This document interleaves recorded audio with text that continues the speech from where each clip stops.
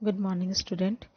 ये टॉपिक मैं PG 4th semester वालों के लिए ऑडियो बना रही हूँ और ये अर्बन ज्योग्राफी से रिलेटेड है। ठीक है, इस टॉपिक में क्या है, नगरों की आंतरिक संरचना से संबंधित सिद्धांत के बारे में बताइए। ठीक है, तो सबसे पहले देखते हैं कि नगरों की आंतरिक संरचना से संबंधित सिद्धांत कौन कौन से और उसे क्या कहा जाता है। तो इसके बहुत सारे सिद्धांत हैं, लेकिन आप लोग के टॉपिक के अकॉर्डिंग हम लोग को केवल कंसेंट्रिक जोन थ्योरी और मल्टीपल न्यूक्लिक थ्योरी और सेक्टर थ्योरी ही केवल पढ़ना है। ठीक है, तो हम लोग आज कंसेंट्रिक जोन थ्योरी पढ़ेंगे, लेकिन सबसे पहले जानेंगे कि नगरों की आंतरिक संरचना से संबंधित सिद्धांत को और किस किस नाम से पुकारा जाता है। तो नगरों की आंतरिक संरचना से संबंधित सिद्धांतों को नगरीय विकास के सिद्धांत मतलब थ्योरीज ऑफ अर्बन ग्रोथ एवं नगरीय आकारिकी के सिद्धांत मतलब अर्बन मॉर्फोलॉजी। अर्बन मॉर्फोलॉजी मतलब अर्बन प्लस मॉर्फोलॉजी, नगर का आकार। ठीक है, मॉर्फोलॉजी, उसको कैसे आकृति बनाई जाती है, इसको अर्बन मॉर्फोलॉजी कहा जाता है। तो इन सिद्धांतों को नगरीय भूमि उपयोग संबंधी सिद्धांत भी कहा जाता है, theories of land use theories भी हम लोग इसको कहते हैं। तो सबसे पहले मैं आज जो टॉपिक बताना चाहती हूँ, कंसेंट्रिक जोन थ्योरी, जो संकेंद्रीय वलय सिद्धांत। ठीक है, इसके बारे में हम लोग आज डिस्कस करते हैं। तो इस सिद्धांत का प्रतिपादन जो है, ये समटाइम्स आपको दूसरे बुक में किसी में 1923 लिखा होगा, कभी 1927 लिखा होगा, तो कभी 1924 लिखा होगा। ठीक है, तो आप लोग 1923 लिख सकते हैं। ओके, तो नगरों की सामान्य संरचना अथवा आकारिकी के संबंध में सिद्धांत का प्रतिपादन सर्वप्रथम E.W. बर्गेज ने, ठीक है, क्या नाम है, E.W. बर्गेज ने 1923 में किया था, जिसे हम लोग किस नाम से जानते हैं, संकेंद्रित क्षेत्रीय सिद्धांत के नाम से जानते हैं। ठीक है, तो यह सिद्धांत इस धारणा पर आधारित है, किस बेसिस पे आधारित है, कि एक नगर का विकास केंद्र से बाहर की ओर, ठीक है, केंद्र से बाहर की ओर संकेंद्रित क्षेत्र मतलब गोलाई में, गोल आकार की पेटियों में संकेंद्रित क्षेत्रों की श्रृंखला बनाते हुए होता है। ठीक है, एक नगर का आकार कैसे विकास कैसे होता है, सबसे पहले मिडिल में नगर का विकास होता है और उसके चारों तरफ डेवलपमेंट होते होते, विकास होते होते नगर बाहर की ओर फैलता है। ठीक है, तो ये पेटियां नगर की वृद्धि के साथ साथ बाहर की ओर खिसकती जाती है। यह सिद्धांत आदर्श दशाओं में ही लागू हो सकता है। आदर्श दशाओं क्या क्या हो सकता है, कि मतलब सभी तरफ से इक्वली फैलने के लिए हमें एक प्लेन एरिया चाहिए, लेकिन समटाइम्स क्या होता है, कभी नदी है, कभी झील है, समुद्र है, या हिमनद है, या खाइयाँ हैं, जिसके उपस्थित होने पर क्या होता है, ये अपने मूल रूप से लागू नहीं हो सकता है। तो इस प्रकार बर्गेस का यह सिद्धांत एक आदर्श संकल्पना है। बर्गेस ने शिकागो का उदाहरण प्रस्तुत करते हुए नगर के संरचनात्मक विकास को निम्नलिखित 5 संकेंद्रीय पेटियों में समझाया है। ठीक है, तो उन्होंने किस पर रिसर्च किया था, अमेरिका के शिकागो नगर पर उन्होंने सर्वे किया। रिसर्च करने के बाद वो पूरे वर्ल्ड के सभी नगरों पर इसका इम्प्लीकेशंस चाहते हैं, जो कि गलत है, ये बाद में हम लोग क्रिटिसिज्म में पढ़ेंगे। ठीक है, तो सबसे पहले हम लोग देखते हैं कि इसकी 5 क्या क्या पेटियां हैं। सबसे पहला पेटी है सेंट्रल बिजनेस डिस्ट्रिक्ट, जिसको हम लोग सीबीडी भी जानते हैं। ठीक है, जिसको हम लोग केंद्रीय व्यापार क्षेत्र बोल सकते हैं, आंतरिक केंद्रीय व्यापार क्षेत्र, नंबर 1। नंबर 2 क्या है, ट्रांजिशन थ्योरी, जिसको हम लोग संक्रमण क्षेत्र बोलते हैं। ठीक है, या संक्रमण पेटी या जोन ऑफ ट्रांजिशन बोलते हैं।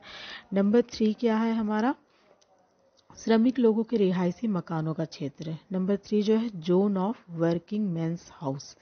नंबर 4 है श्रेष्ठतम रिहायशी मकानों का क्षेत्र, the zone of better residence. Okay, उसके बाद आता है नगर को अभिगमन करने वाले का क्षेत्र, द कम्यूटर्स जोन, जहाँ पर नगर में कम्यूटर्स जोन के लोग, कम्यूटर्स जो रहते हैं लोग, वो लोग इस एरिया में रहते हैं। ठीक है, सबसे पहला हम लोग देखते हैं, सबसे पहला हम लोग क्या बताया था, सेंट्रल बिजनेस डिस्ट्रिक्ट, जिसको सीबीडी बोलते हैं। तो ये क्या है, ये वह स्थान है जहाँ पे गगनचुंबी इमारतें मिलती है। यहाँ पर ही दुकानें, थिएटर, होटल, दफ्तर तथा अन्य व्यापारिक प्रतिष्ठान होते हैं। यह क्षेत्र वास्तविक रूप से क्या होती है, खुदरा व्यापार क्षेत्र है। इनके विनिर्माण और व्यापारिक मनोरंजन की सुविधाओं वाला भी होता है। अगर हम लोग रांची शहर का एग्जाम्पल ले तो सीबीडी क्या कहलाएगा, मेन रोड। ठीक है, जहाँ पे एंटरटेनमेंट का साधन होता है, और रात के टाइम में जो सीबीडी होती है वो एकदम सन्नाटा छाया होता है, और दिन के टाइम में काफ़ी भीड़ वाली एरिया होती है, जिसे हम लोग सीबीडी बोलते हैं। ठीक है, यहाँ पे कोई रेसिडेंशियल एरिया नहीं होती, यहाँ पे लोग यहाँ रहते नहीं हैं, केवल दिन के समय में काम करने जाते हैं और रात के समय में फिर वापस आ जाते हैं। ये सेंट्रल बिजनेस डिस्ट्रिक्ट होती है, ठीक है।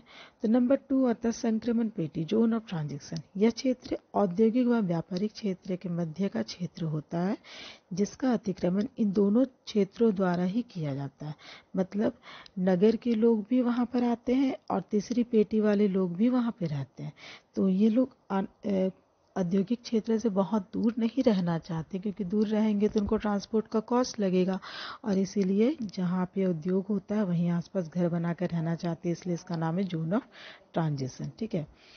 तो ये क्षेत्र औद्योगिक और व्यापारिक क्षेत्र के मध्य का क्षेत्र होता है, जिसका अतिक्रमण इन दोनों क्षेत्रों द्वारा ही किया जाता है, इसलिए इसे संक्रमण क्षेत्र भी कहा जाता है। इस क्षेत्र को उसके उपयोग व बदली हुई विशेषता के आधार पर आसानी से पहचाना जा सकता है, ठीक है। उसके बाद आता है श्रमिक लोगों के रिहायशी मकानों का क्षेत्र, zone of working men's house. तो यहाँ पे कार्यशील लोगों के घरों का क्षेत्र होता है, जो काम करने लोग जाते हैं उनके घरों का क्षेत्र होता है। यहाँ पर उद्योगों में काम करने वाले श्रमिक रहते हैं। ये लोग संक्रमण पेटी में तो रहना पसंद नहीं करते, लेकिन नगर के भीतरी भाग के पास में ही रहना पसंद करते हैं, क्योंकि संक्रमण में तो लो इनकम वाले लोग रहते हैं, क्योंकि वो लोग औद्योगिक क्षेत्र से दूर नहीं रहना चाहते हैं, क्योंकि उनको ट्रांसपोर्ट कॉस्ट ज़्यादा लग जाएगा। और जो थोड़े बहुत अच्छे कमाने वाले होते हैं वो लोग नहीं चाहते हैं कि इनके साथ में रहें, इसलिए ये लोग कहाँ रहते हैं, zone of working man's house, मतलब तीसरी पेटी में रहते हैं, ठीक है। वे नगर में अपने काम करने के स्थान पर आसानी से पहुंच सके इतनी दूरी पे वो लोग रहते हैं, ठीक है। नंबर 4 क्या होता है, the zone of better residence, ठीक है, श्रेष्ठतम रिहायशी मकानों का क्षेत्र है। अब ये कौन है, इनके पास बहुत पैसे हैं, ठीक है। तो ये पेटी श्रमिक लोगों के रिहायशी मकान की पेटी के बाहर विस्तृत रूप से फैली रहती है, जहाँ पर व्यावसायिक कार्यों में लगे लोग रहते हैं, जिनमें छोटे छोटे व्यापारिक संस्थानों के मालिक, मैनेजर, क्लर्क आदि रहते हैं। यहाँ होटल भी देखने को बहुत मिल सकते हैं, ठीक है। तो यहाँ पे क्या होता है कि जो लोगों के पास थोड़े बहुत पैसे, जो अपने पर्सनल व्हीकल्स यूज़ कर सकते हैं, वो लोग शहर के भीड़ भाड़ से बहुत ही दूर में रहना पसंद करते हैं। अब 5वां पेटी जो आता है उसको हम लोग बेडरूम टाउन भी बोलते हैं, जिसको हम लोग द कम्यूटर्स जोन्स, नगर को अभिगमन करने वाले क्षेत्र, ठीक है। इसके आप लोग जो डायग्राम है मैं नोट्स भेजी हूँ, आप उसमें एक बार देख लीजिएगा, ठीक है। तो यह नगर की बाहरी पेटी होती है, जिसमें स्थित उपनगरीय क्षेत्रों तथा अनुषंगी नगरों के साथ अभिगमन होता है। उपनगर क्या हो सकती है, एक मिडिल में तो नगर है, और ये जो बाहर क्षेत्र होता है ये दूसरे नगर से भी कनेक्टेड होता है। सपोज कि एक रांची आपका नगर हो गया, एक जमशेदपुर नगर हो गया, तो बीच में रहने वाले लोग जैसे चांडिल हो गई है, ठीक है, तो वो दोनों नगरों से अपना क्या कर सकते हैं, सेवा प्राप्त कर सकते हैं, सर्विसेज प्रोवाइड उनको हो जाता है, ठीक है। तो यह नगर की बाहरी पेटी होती है, जिसमें स्थित उपनगरीय क्षेत्रों तथा अनुषंगी नगरों के साथ अभिगमन होता रहता है। कुछ विद्वानों ने इस बाहरी पेटी की बस्तियों को बेडरूम टाउन्स का भी नाम दिया है, क्योंकि ये नगर में काम करने वालों को रात में आश्रय प्रदान करती है और दिन में ये लोग नगर में काम करने जाते हैं। जैसे आप लोग रांची के आसपास देखोगे, मुरी से लोग ट्रेन से आते हैं, फिर ट्रेन से जाते हैं, तो केवल क्या, रात में केवल वो लोग आराम करने के लिए घर जाते हैं, फिर दिन में वो लोग काम करने आ जाते हैं। तो इस तरह से ये 5 पेटियों में इसको विभक्त किया गया है। ये इसके माध्यम से आप लोग क्या समझे कि नगर का विकास, बर्गेस ने क्या बताया, डब्ल्यू ई बर्गेस ने, कि नगर का डब्ल्यू बर्गेस सॉरी, उन्होंने बताया कि नगर एक केंद्र से प्रारंभ होता है, नगर का विकास, और वो बाहर की ओर फैलता जाता है, लेकिन उनका शेप कैसा रहता है, एक सर्कुलर शेप, कंसेंट्रिक जोन, मतलब एक के बाद एक लेयर बना हुआ रहता था, जिसमें इन्होंने 5 लेयर ही केवल बताया। तो फिर भी इसकी कुछ क्रिटिसिज्म्स है, ठीक है। तो बर्गेस के संकेंद्रित क्षेत्र सिद्धांत की कुछ सामान्य विशेषताएं शिकागो तथा कुछ अन्य नगरों में पाई गई है। कुछ अन्य नगरों में, जैसे इंडिया में भी हम लोग देखे हैं, इंडिया में क्या है, मुजफ्फरपुर का नगर संकेंद्रित सिद्धांत के अनुरूप है, ठीक है। उसको अगर आप लोग स्टडी करोगे मुजफ्फरपुर का, तो वो बर्गेस के संकेंद्रित सिद्धांत के अनुरूप ही आपको मिलेगा, ठीक है, जो कि सिद्धांत को पुष्टि भी करती है। किंतु कई विद्वानों ने अधिकांश नगरों पर सिद्धांत लागू न होने के कारण इसकी आलोचना भी की है, क्योंकि सभी नगर पर यह सिद्धांत लागू नहीं हो सकता है। ठीक है, जैसे कि केंद्रीय व्यापारिक क्षेत्र गोलाकार ना होकर प्राय अनियमित या आयताकार अधिक होता है। ठीक है, किसी भी केंद्र को आप देखे हो कि वो सर्कुलर ही रहे, ये ज़रूरी नहीं है। जैसे आर डिकिंसन ने अपने अध्ययन के आधार पर बताया कि पेरिस आदि नगर वृत्ताकार प्रतिरूप नहीं रखते हैं।